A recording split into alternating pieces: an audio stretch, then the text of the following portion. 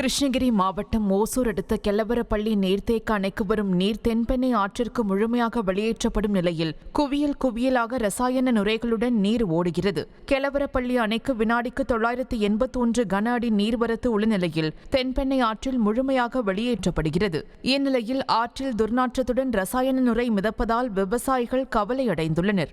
இதேபோல் அணையிலிருந்து பாசனத்திற்காக கால்வாயிலும் நீர் திறக்கப்பட்டுள்ள நிலையில் 5 அடி உயரத்திற்கு நுரை தேங்கியுள்ளது.